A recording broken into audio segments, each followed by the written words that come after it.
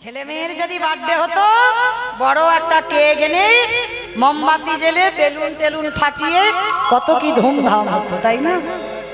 ও তো কথা বলতে পারে না, ও তো কিছু বলে না যে আমার বার্থডে সেলিব্রেশন করো, বলতে পারে? বলে না। কিন্তু ও যে দেখতে পায় যে কোন ভক্ত আমার জন্য কতটা ভাবে। তুমি যদি করতে নাও পারো, অনেক অনেক মায়েরা তো পারে না, কিন্তু তোমার হৃদয়টা কি কেঁদেছে রাধারানীর জন্য? রাধে, আমি তো পারি না তোমার কেক বানাতে, আমি কি করে করবো বলো? তুমি ওই চোখের জলটুকু দিয়ে যদি এইটা বলে নিবেদন করো, তাতেও আমার রাধারানী গ্রহণ করো। আমার রাধারানী সব থেকে বড় করুণাময়ী, সব থেকে বড় কৃপাময়ী। যারা যারা কৃষ্ণচরণ আশ্রয় করেছ, তোমার মৃত্যুর পর ভগবান চিত্রগুপ্ত বিচিত্রগুপ্তকে ডেকে খাতা দেখে হিসাব করবে ও জগতে কি করেছে। কিন্তু কেউ যদি আমার রাধাচরণের দাস হয়, আমার রাধা বলে কেউ কাঁদতে পারে, এই যে আপনারা আমরা সবাই তো রাধা শক্তি গো, লক্ষ্মী কালী দুর্গা সরস্বতী, আমরা তো মা দুর্গাকে বলি শক্তি না। সব থেকে শক্তি হচ্ছে আমার শ্রীমতী রাধারানী। আর রাধারানীর থেকে এই দুর্গা কালী লক্ষ্মী সরস্বতী এদের সব উৎপত্তি। সব থেকে শক্তি হলো আমার রাধারানী। আর এই জগতে যত প্রকৃতি আছে সবই আমার রাধারানীর অংশভূতা। তাই নারী হলেন রাধারানীর অংশভূতা, শক্তির অংশভূতা। এই নারীরা দুর্বল নয়, এরা যদি মনে করে পৃথিবীটাকে লয় প্রলয় করে দিতে পারবে। কারণ যেদিন অসুরীদের অত্যাচারে দেবতারা স্বর্গ ছাড়ে, সেদিন দশভুজা দুর্গা যদি 10 হাতে না অসুর নিধন করত, তাহলে বাবা দেবতারা যেত কোথায়? এই নারী কেউ যদি মনে করে শুধু ভোগের সম্পদ না, এরা ভোগ নয়, নারী সাধনার, নারী আরাধনার, নারী ভজনার। দেখেন সেই বিল্লমঙ্গল একজন পতিতার চরণ ভজন করে পেয়ে গেল না গোবিন্দ চরণ।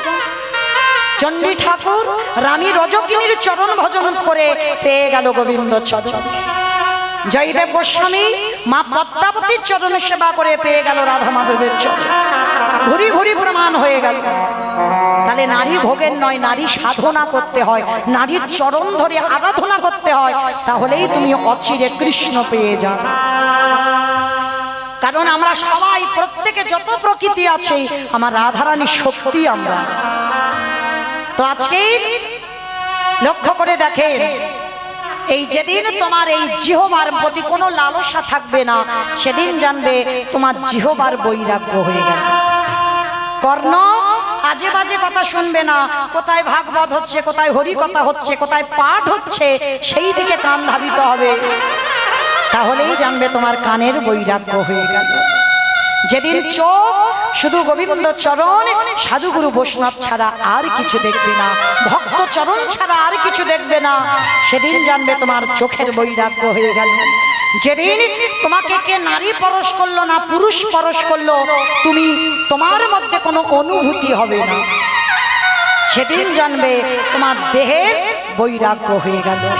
আর যেদিন তোমার মন সব চিন্তা থেকে দূরীভূত, সব শুধু একটাই চিন্তা, আমি কি তারে পাবো না, যেটা আজকে রঘুনাথের এসেছে জন্ম থেকে, তার একটাই কথা, আমি কি তারে পাবো না।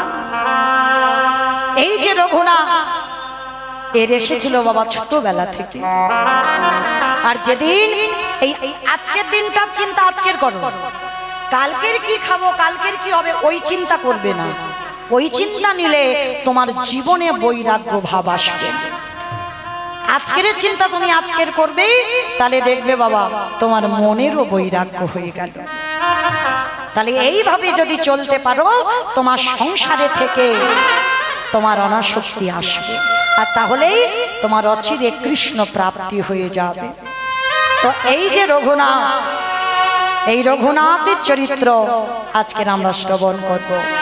এই রঘুনাথের বাড়ি ছিল হুগলি জেলায় আদি সপ্তগ্রাম। আদি সপ্তগ্রাম। বাবা ছিল গোবর্ধন দাস, আর মা ছিল, মায়ের নামটা পাওয়া যায়নি মা এখনো। আর জ্যাঠামশাই ছিল হিরণ্য দাস। এদের দুই ভাই, এই গোবর্ধন আর হিরণ্য, এদের দুই ভাইয়ের এমনই চরিত্র ছিল, যেমন রামের কথা বললে যেমন লক্ষণের কথা আপনি থেকে এসে যায়, ঠিক সেই রকম গোবর্ধনের কথা বললে হিরণ্যের কথা এসে যায়, আর হিরণ্যের কথা বললে গোবর্ধনের কথা এসে যায়। মানে দুই ভাই, এদের ছুটিটা এমনই ছিল মা, কোনো জায়গা জমি মাপামাপি নয়, মারামারি নয়, লাঠালাঠি নয়, কাটাকাটি নয় আমাদের মতো। মানে যেখানে যা কিছু করত দুই ভাই। কিন্তু জানো মা, এদের অতুল সম্পত্তি ছিল, কিন্তু এদের জীবনে একটাই কষ্ট ছিল। কি কষ্ট বলো তো? পৃথিবীতে যদি মা কোনো নারী সব সুখ থাকে, সোনা দানা টাকা পয়সার কিছু অভাব নাই, কিন্তু বাবা যদি তোমার মা বলা সন্তান এই বংশে না থাকে, মা মৃত্যুর আগের দিন পর্যন্ত কাঁদে। তো গোবর্ধন দাস আর হিরণ্য দাস দুই ভাই মনে মনে চিন্তা করলো যে আমার এত সম্পত্তি দেখভাল করবে কে? আমার বংশে তো কারোর দরকার। তার জন্য এক জায়গায় গিয়ে মানত করেছিল। ও মায়েরা, আপনাদের আমি বলে যাই, সন্তান যদি চাও কোথাও নয়, এক জায়গায় চলে যাবে। আমার বিশ্বাস, যদি তোমার কর্ম ভালো হয়, যদি তোমার ভজনটা ঠিক থাকে, যদি তুমি আমার রাধারানীকে মন প্রাণ দিয়ে ভালোবাসো, তাহলে অবশ্যই তোমার সংসারে একটা কৃষ্ণ বলা সন্তান আসবে। তবে যেতে হবে তার কাছে। কোথায়? যেটা হলো উত্তরপ্রদেশ, রাধা কুণ্ডের তীর। অনেক ডাক্তার বৈদ্য কবিরাজ করে বেড়াচ্ছ, কিন্তু একটা সন্তান পাচ্ছ না। আমি গ্যারান্টি দিয়ে বলছি, আমার রাধারানীর চরণের দাস চলে যাবে রাধা কুণ্ডে। তবে যে কোনো মাসে নয়, নিয়ম সেবার মাস, দামোদর ব্রতের মাস।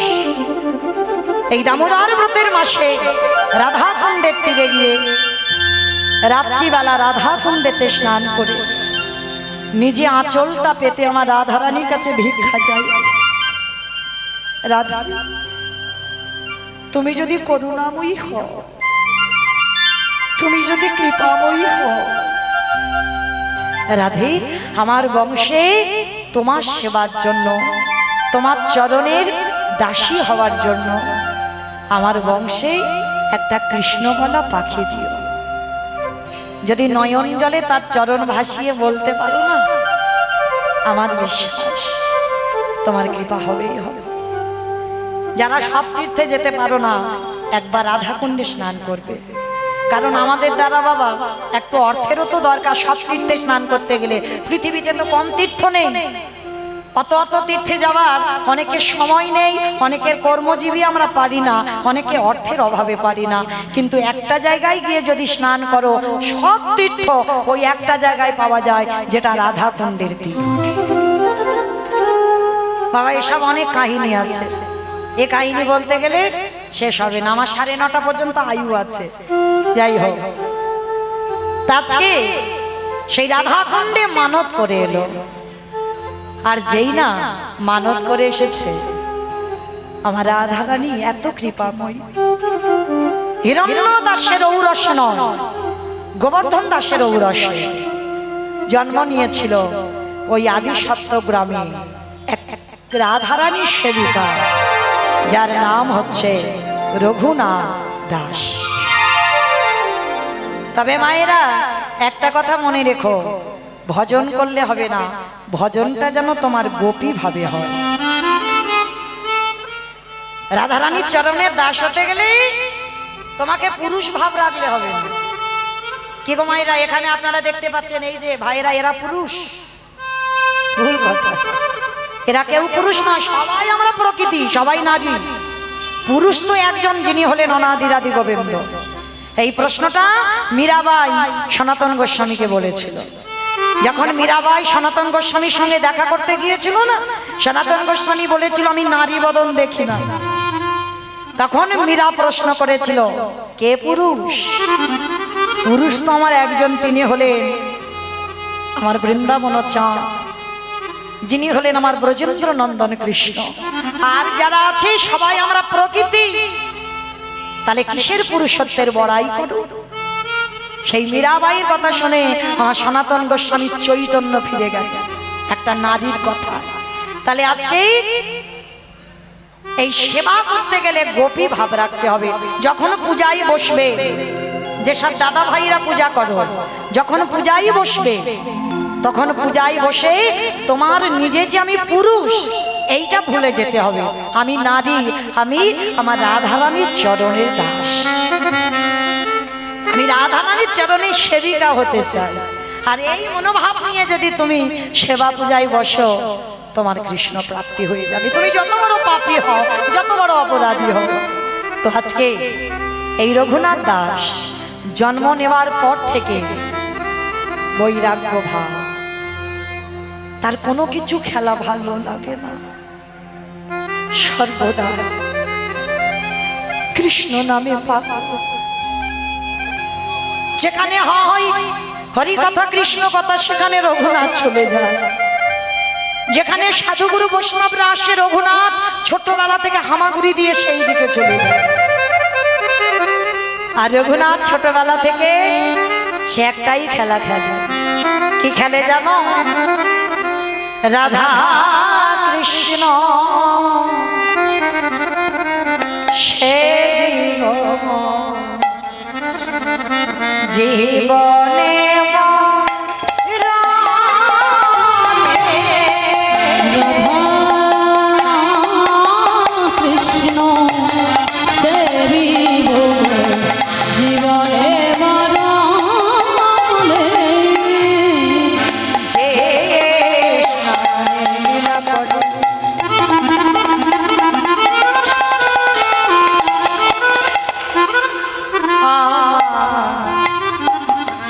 যুগল যে লীলা করে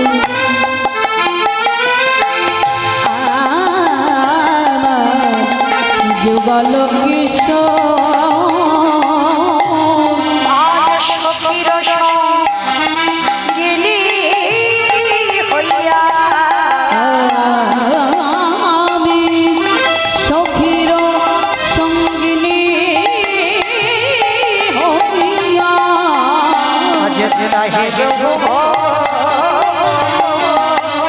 রাধা কৃষ্ণ সেবী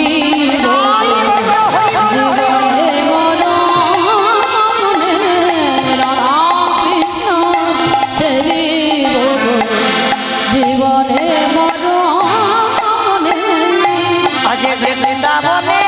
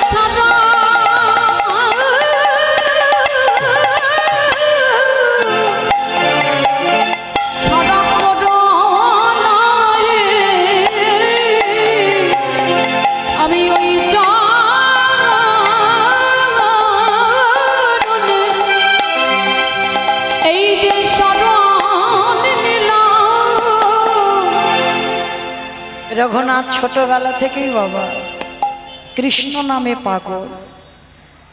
বাবা জ্যাঠা মনে মনে স্থির করলো যে ছেলেটাকে পাঠশালায় ভর্তি করতে হবে। আমাইরা এই জায়গাটা একটু মন দিয়ে শোনেন। হরি বল। ছেলেটাকে পাঠশালায় ভর্তি করতে হবে। ভর্তিও করলো, যার নাম হচ্ছে বলদেব আচার্য। আর বলদেব আচার্যের কাছে যেই না রঘুনাথকে নিয়ে গেছে, বলদেব আচার্য রেগে গেছে, অসম্ভব, বড় লোকের ছেলেরা একটু খামখেয়ালি হয়। কি মাইরা ভুল বললাম? ওদের একটু জেদ বেশি হয়, যখন যেটা চাইবে সেটাই দিতে হবে। কিন্তু গরিবের ঘরের ছেলেদের বাবা এটা হয় না, বড় লোকের ছেলেদের একটু জেদ হয়, কারণ তাদের তো কোনো কিছু অভাব নেই। ছেলে যখন যেটা চায় তখন বায়না পূরণ করে দেয়। আজকের বলদেব আচার্য বলে বলেন, অসম্ভব, তোমার রঘুনাথকে আমি আশ্রয় দিতে পারবো না, কারণ ও খামখেয়ালি ছেলে। গোবর্ধন আর হিরণ্য বলছে, গুরুদেব আপনি জানেন না, আপনি চেনেন না আমার রঘুনাথকে।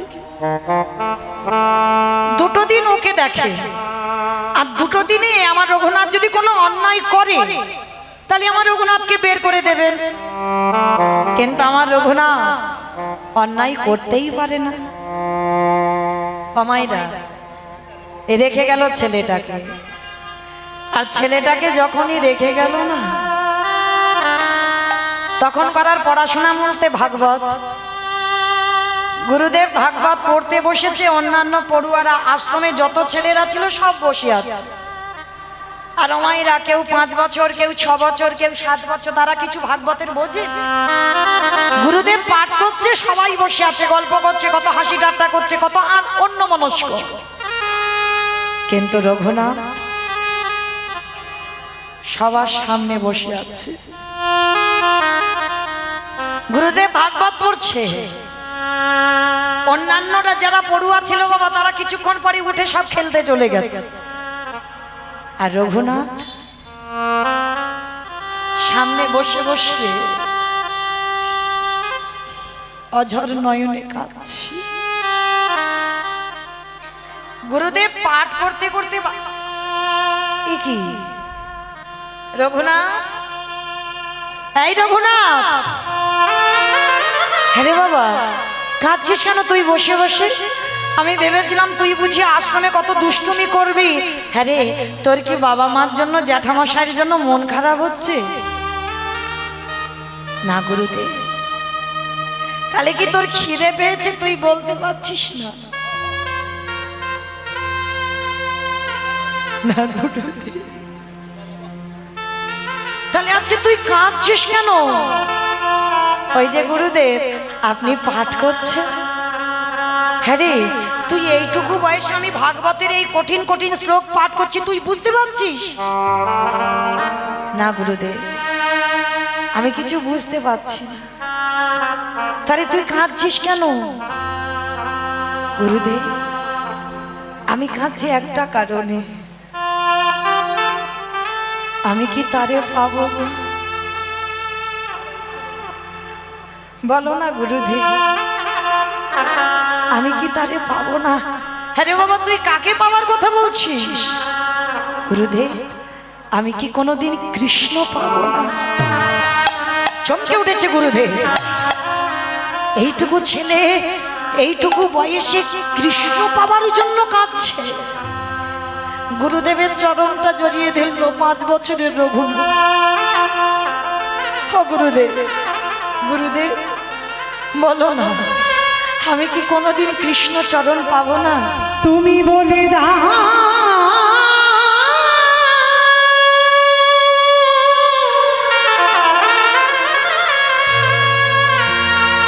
ও গো গুরু, গুরুদেব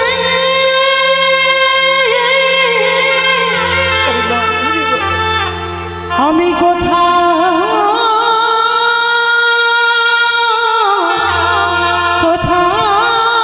গেলে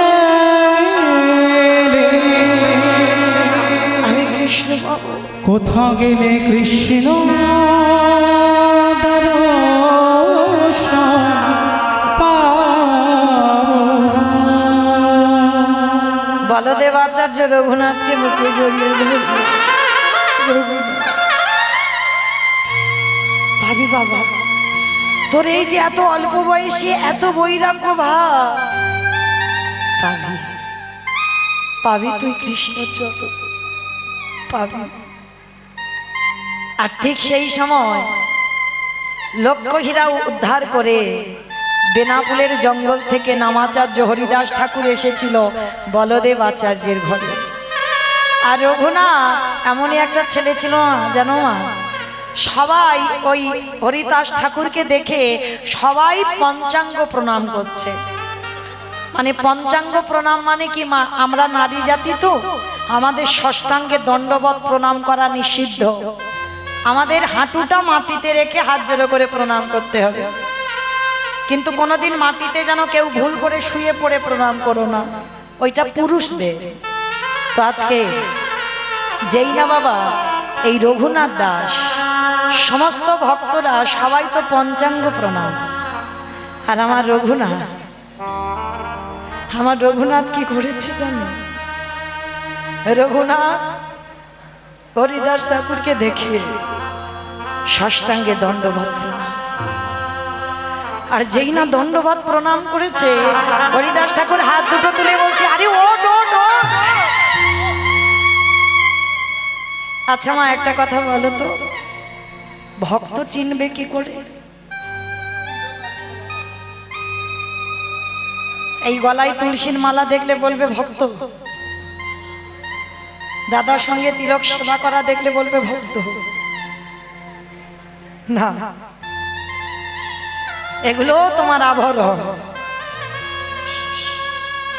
যেমন যে কোম্পানির চাকরি করতে গেলে সেই কোম্পানির কাপড় জামা ব্যবহার করতে হয়, আর আমরা কৃষ্ণচরণের দাস যদি হই এই পোশাকগুলো আমাদের ব্যবহার করতে হয়। তাহলে ভক্ত চিনবে কি করে? ভক্তের চোখের দিকে তাকাতে হবে। যার একবার কৃষ্ণ নামে নয়নে বাড়ি ঝরে, একবার কৃষ্ণ নামে যার হৃদয়টা ব্যাকুল হয়ে ওঠে, কৃষ্ণ নাম বলার সঙ্গে সঙ্গে শরীরে একটা কম্পন হয়, তাহলে তুমি জানবে তুমি ভক্ত হবার যোগ্যতা কিঞ্চিত অর্জন করেছ। আর দেখবেন মা, ভক্তদের দেখলে লক্ষ্য করবেন তাদের একটু পাগল পাগল ভাব, বাহ্যিক জগতের পাগল নয়, তারা কৃষ্ণ নামে পাগল হয়। আজকে রঘুনাথকে যেই না হাত ধরে তুলেছে, হরিদাস ঠাকুর নয়নের দিকে তাকিয়ে বলছে, এই তো আমার সেই মাটি, এই মাটিতে যদি আমি বীজ বপন করি তাহলে অঙ্কুরিত হবেই হবে। আর এই যে রঘুনাথ সব সময় হরিদাস ঠাকুরকে অনুকরণ করত। আমার অনুকরণ মানে বোঝো তো, এখন যেমন কীর্তন জগতে হচ্ছে গুরু ধরতে লাগে না বাবা, শুনে শুনে মুখস্থ হয়ে যায়। তুমি যদি গুরু নাও ধরো তাহলে তুমি লীলা গাইতে পারো। এগুলো হচ্ছে অনুকরণ করা, কিন্তু তাদেরও ক্ষমতা থাকা দরকার যারা এগুলো করে। ভালো, আমি খারাপের জন্য বলছি না বা খারাপও বললাম না। তো আজকে এই যে অনুকরণ করা, তা এই রঘুনাথ দাস সর্বক্ষণ হরিদাস ঠাকুরকে অনুকরণ করত। কি অনুকরণ করত বাবা? যারা ভজন জগতে নেমেছেন, মনে রেখো ভজন অত সোজা নয়, তাদের আহার কমাতে হবে আর নিদ্রা কমাতে হবে। এই দুটো জিনিস সবার আগে দরকার, আহার আর নিদ্রা। দিবা নিদ্রা তো নিষিদ্ধ, আহার করতে হবে। রঘুনাথ করতো একটা ছোট্ট ছেলে, 24 ঘন্টায় একবার আহার, কঙ্কাল সার দেহ হয়ে গেছে। গুরুপাঠ শেষ করে বাড়িতে ফিরেছে, কিন্তু বাবা ফিরলে কি হবে? আগে যার হৃদয়ে প্রেম ভক্তি ছিল তার থেকে গুরুপাঠ থেকে এসে বাবা আরো দ্বিগুণ ভক্তি বেড়ে গেছে। রাস্তা দিয়ে যদি বৈষ্ণব ছুটে যায়, রঘুনাথ তার পিছনে ছুটে চলে যায়। যদি কোথাও হরি নাম কীর্তন হয়, পাগলের মতো ঘর থেকে চলে যায়। কোথাও যদি ভাগবত পাঠ হয়, কাউকে না বলে রঘুনাথ রাতের অন্ধকারে বেরিয়ে যায়। আর জমিদারের ছেলে তো, প্রজারা আবার ধরে নিয়ে আসে। তো বিরক্ত হয়ে গেছে বাবা জ্যাঠারা। রঘুনাথের অবস্থা দেখে, পাগল পাগল ভাব দেখে একদিন রেগে গিয়ে বলে উঠলেন, জ্যাঠামশাই রঘুনাথ, তুই আমার জমিদারের ছেলে, আর তোর যদি স্বভাব, তোর চরিত্র যদি এইরকম পাগল পাগল ভাব হয়, কোথায় সাধুগুরু বৈষ্ণবদের দেখলে তাদের পিছনে ছুটে যাও। শোন, আজকে থেকে তোকে আমি ঘরে বন্দি করে রেখে দেব। রঘুনাথ হেসে উঠেছে, জ্যাঠামশাই ঠিক করেছ, ঠিক করেছ, আমি তো পাগল, আমাকে ঘরে বন্দি করে রেখে দাও। আমি বাইরে যেতে চাই না, কারণ নির্জন জায়গা না হলে কৃষ্ণ ভজন হয় না। আমি নির্জনে থাকবো, আমার ভজন সাধন হবে। আজকে নির্জন জায়গায় বসেছে, হাতে পায়ে শিকল দিয়ে রেখে দিয়েছে গো রঘুনাথে। কেন জানো? কৃষ্ণ ভোলাবে বলে। কি গো মাইরা, ভোলা যায়? যার চরণে তুমি দেহ মন প্রাণটা দিয়ে দিয়েছো,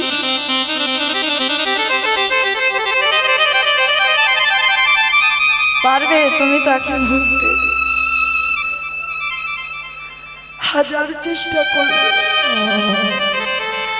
তুমি কোনোদিন তাকে ভুলতে পারবে? কৃষ্ণ হে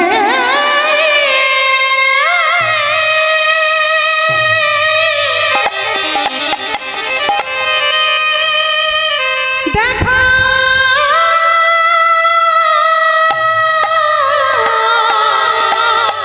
দেখা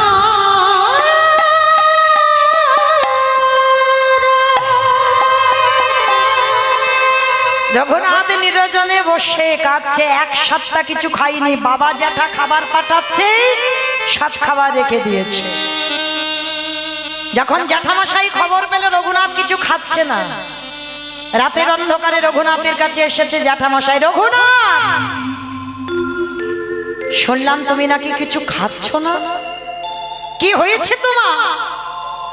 তুমি জানো তুমি জমিদার বাড়ির ছেলে, আর তোমার এই স্বভাব মানায় না।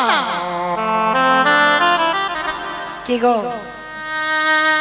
যে কৃষ্ণ নামে একবার ডুবে যায়,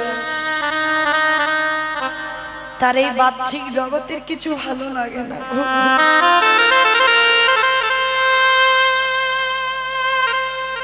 তার কোনো কিছুতে মন বসে না। রঘুনাথ এক সপ্তাহ খাইনি তো কঙ্কাল হয়ে গেছে। আর এর আগে তো বাবা 24 ঘন্টায় একবার আহার করে, মানে শুধু গুনে গুনে হাড়গুলো শরীরে রয়েছে। জ্যাঠামশাই দেখে করুণা হলো। রঘুনাথ, হ্যাঁ রে বাবা, বল না বাবা, তুই কার জন্য এত কাঁদিস? আমায় বল বাবা, আমি তোকে এনে দেব। বল তুই কার জন্য কাঁদিস, আমার কাছে বল। জ্যাঠামশাই, আমি আমি যা চাইবো তুমি আমায় দেবে। দেব বাবা, দেব। বল না, কার জন্য তোর মন এত আকুলি বিকুলি করে? না, ওরকম করে বললে হবে না, তুমি আগে ত্রিসত্য করে বলো, যা চাইবো তাই দেবে। বেশ, যা চাইবি তাই দেব। ত্রিসত্য করেছো কিন্তু, তাহলে দেবে কিন্তু। দাও। জ্যাঠামশাই, আমায়রা চাওয়াটা দেখে, আপনারাও তো মা, আমিও একটা মা। এই যে আমার ছেলেটা করতাল বাজাচ্ছে, একটাই মাত্র সন্তান। পারলাম না বাবা, এই রঘুনাথের দশা দেখি চাইছে হরি বল হরি বল। জ্যাঠামশাই আমি যা চাইবো তুমি দেবে? দেবো বাবা দেবো, বল কি চাই? তাহলে দাও। কৃষ্ণ এনে দাও আমারে, কৃষ্ণ এনে দাও।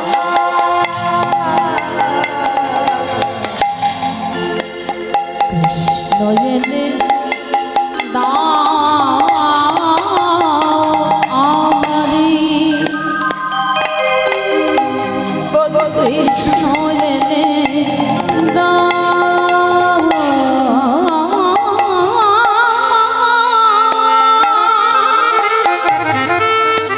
কৃষ্ণ ছাড়া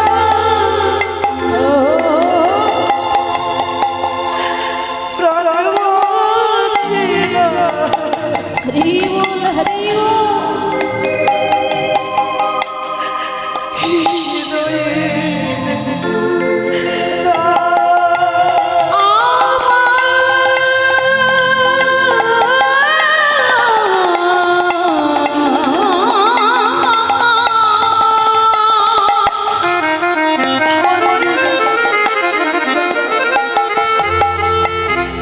কৃষ্ণ ছাড়া প্রাণ বাঁচে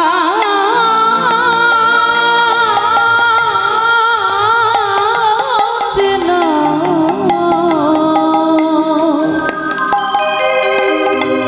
কৃষ্ণ এনে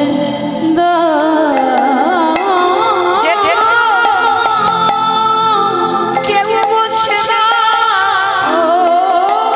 মনের কথা, বলবো আমি কারে?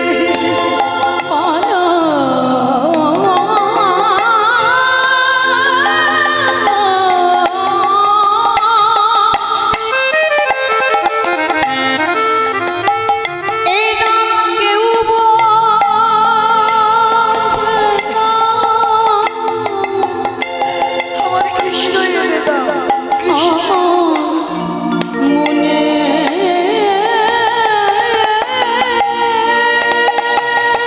আমি কি তারে পাবো না? আমি কি তারে পাবো না? বলো না চাচা। কৃষ্ণ এনে দাও।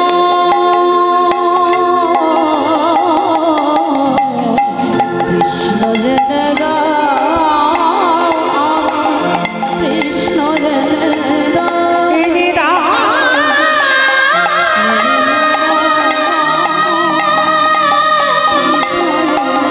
কৃষ্ণ এনে দাও। কৃষ্ণ এনে দাও।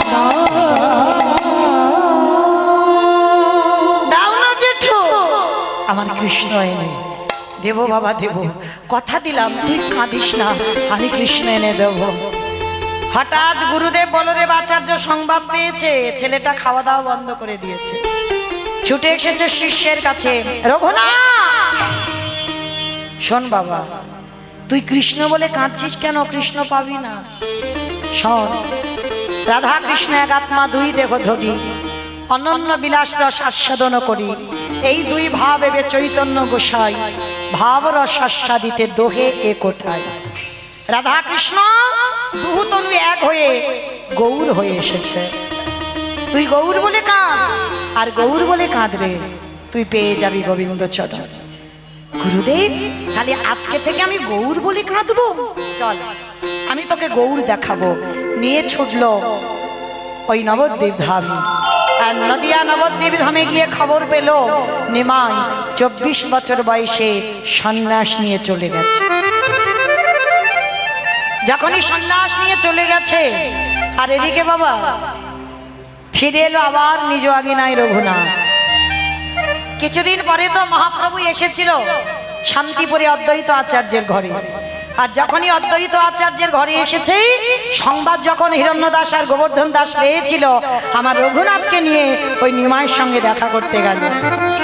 আর দেখা করতে গিয়ে একেবারে রঘুনাথ নিমাইয়ের সামনে দাঁড়িয়ে ষষ্ঠাঙ্গে দণ্ডবত প্রণাম।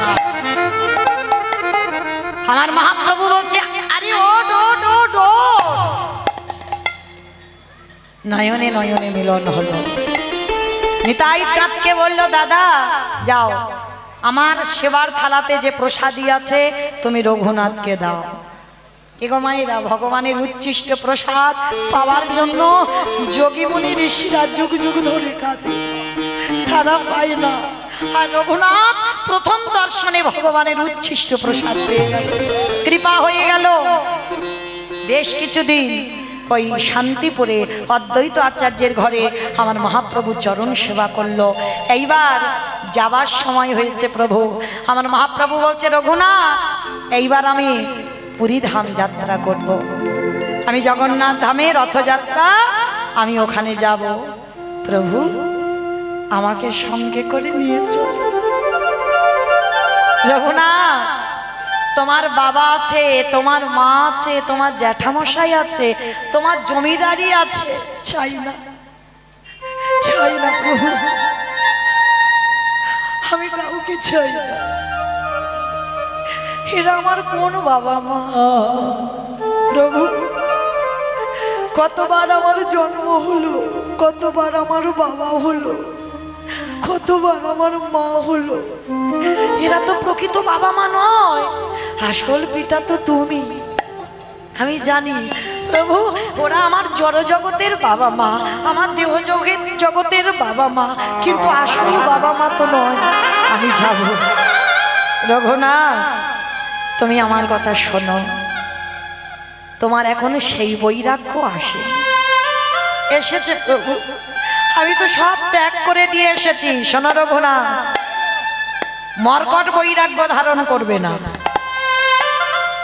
মর্কট বৈরাগ্য মানে ওই যে বিষয় বৈভবে লালসা থেকে বৈরাগ্য, এগুলো হয় না। রঘুনাথ কৃপা সময় হলে আমি তোমাকে টেনে আনবো। তুমি যতই ছটফট করো না কেন, তুমি আসবে আর চলে যাবে, কিন্তু যতদিন না আমার ইচ্ছা হয় কোনোদিন তোমার ইচ্ছা পূর্ণ হবে না। কি গো মায়েরা, তুমি একটা ইচ্ছা করলে যতদিন না ওইটা আমার ভগবানের ইচ্ছা হয়, সেই ইচ্ছা তোমার পূরণ হবে না। হাজার তুমি ইচ্ছা করতে পারো।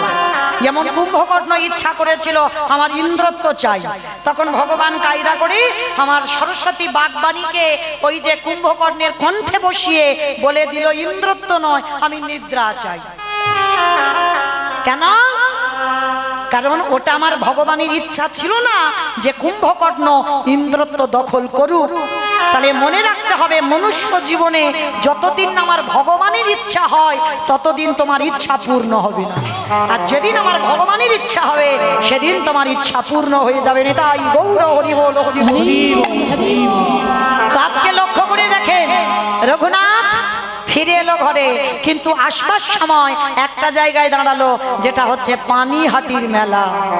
আর পানিহাটির মেলাতে যেই না দাঁড়িয়েছে, সেখানে সমস্ত ভক্তদের আগমন হয়েছে, সমস্ত ভক্তদের ভিড় জমেছে। আর রঘুনাথ দেখে তো অবাক, এ কি এত ভক্তদের ভিড়, এত ভক্তরা কোথা থেকে এলো? সঙ্গে সঙ্গে রঘুনাথ গিয়ে আমার নিতাই চাঁদের চরণে আশ্রয় নিয়েছে। আর যেই না নিতাই চাঁদের চরণে পড়ল, নিতাই চাঁদ বলে উঠলেন, আরে চোর চোর চোর। মামা কাকে বলছে? বড় লোকের ছেলে রঘুনাথকে বলছে চোর। কেন বলছে চোর? আর অন্যান্য ভক্তরা যারা ছিল তারা তো অবাক হয়ে গেল, ওমা রঘুনাথের ছেলে, হরি বল, এরা গোবর্ধন দাসের ছেলে, আর এত ভালো ছেলেকে বলছে চোর। কিন্তু কেন চোর বলল? এই জগতের সংসার মাঝে নিতাই চাঁদের কৃপা যতদিন না হয়, আমার গৌর চাঁদের কৃপা হবে না। আরে রঘুনাথ কি করেছিল? আমার নিতাই চাঁদের কৃপা না পেয়ে আমার সরাসরি গৌর চাঁদের চরণে গেছে, তাই তো সংসারে ফিরে আসতে হলো।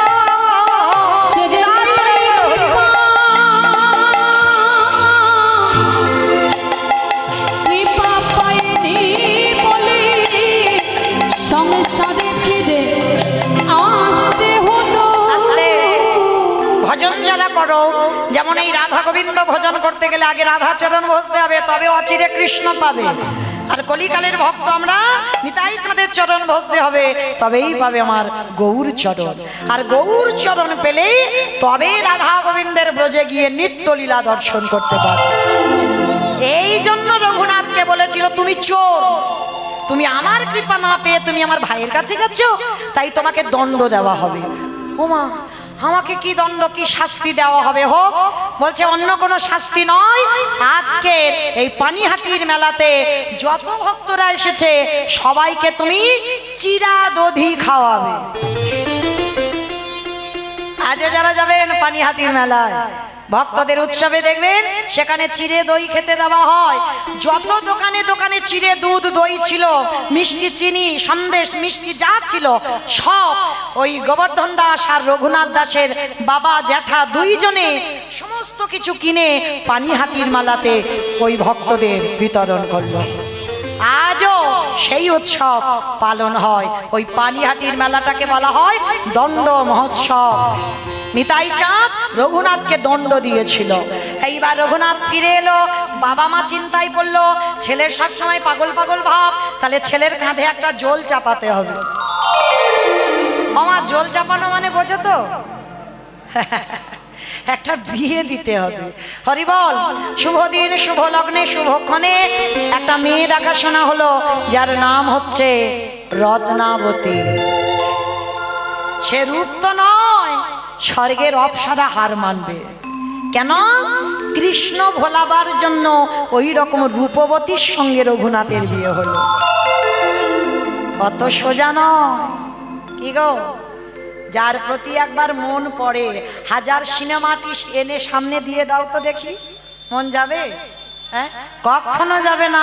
তা ভালো তো বেসেছে কৃষ্ণকে, রূপবতী যদি আনো কখনো সেদিকে মন যাবে না। বিয়ে হলো, বিয়ের পরের দিন হলো কাল রাত্রি, তার পরের দিন হলো ফুলসজ্জার রাত। রঘুনাথ নিরজনে বসে বসে কাঁদছে। ও মায়েরা, ফুলসজ্জার রাতে বউ কাঁদে, এটা উল্টে গেছে, তার স্বামী কাঁদছে। আচ্ছা বলো তো, বাসর ঘরে কেউ যদি কাঁদে, স্ত্রী যদি কাঁদুক আর যদি তার স্বামী কাঁদে, তাহলে কি মনে মনে ভাববে এখনকার যুগে? নিশ্চয়ই আমার পছন্দ নয়, অন্য প্রেম টেম করা আছে, ভালোবাসা আছে, তার কথা মনে পড়ছে, কাঁদছে, এটাই তো ভাববে। রত্নাবতী গিয়ে স্বামীকে প্রণাম করে প্রশ্ন করলো, তুমি কাঁদছো কেন?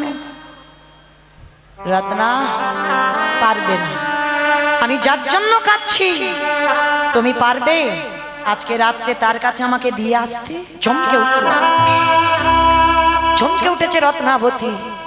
বাবা মা দেখাশোনা করে যার হাতে তুলে দিল, সে আমাকে নয় অন্য কাউকে ভালোবাসে।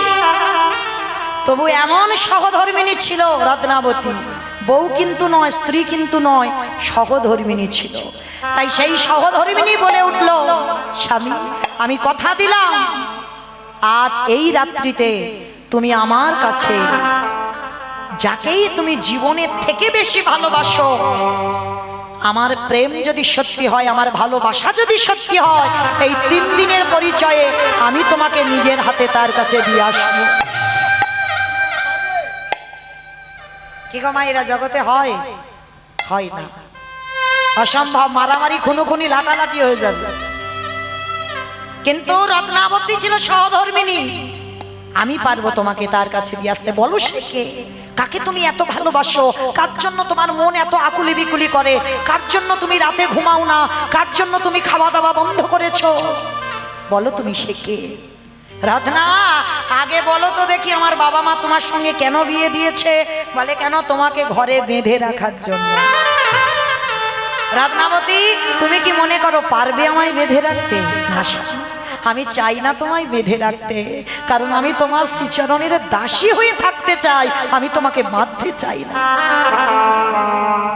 বেশ, তাহলে শোনো রত্নাবতী, যার জন্য আমি এত কষ্ট পাই, যার জন্য আমি এত কাঁদি, যার জন্য আমার মন এত আকুলি বিকুলি, সে অন্য কেউ নয়, সে হলো আমার কৃষ্ণ। উঠেছে, কি বললে? আমি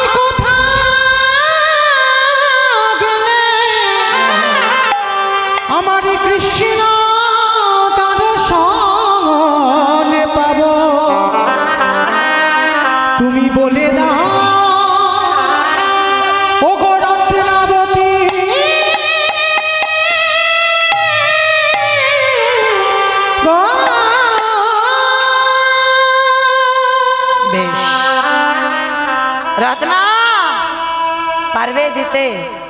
বেশ।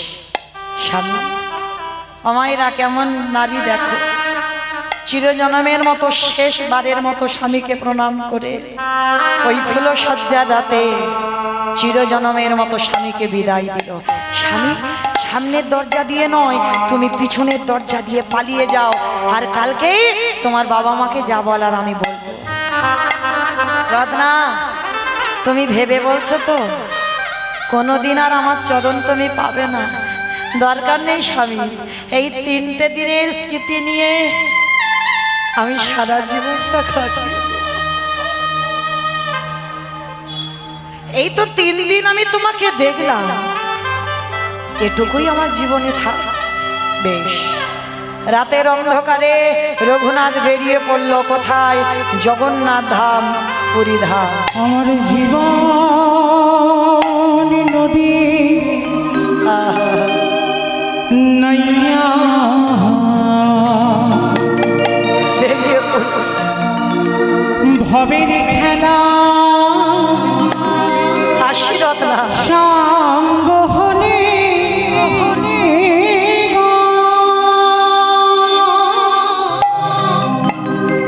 একেবারে দিহ পার করিয়া আমার জীবন নদীর নাইয়া। হাসি রত্নাবতী। জীবন নদী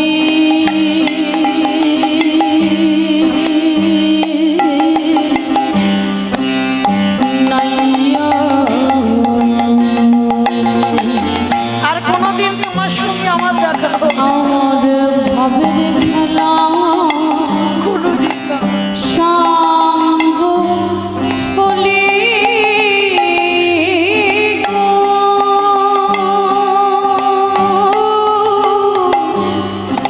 দিও পার করিয়া আমার জীবন নদী নাইয়া।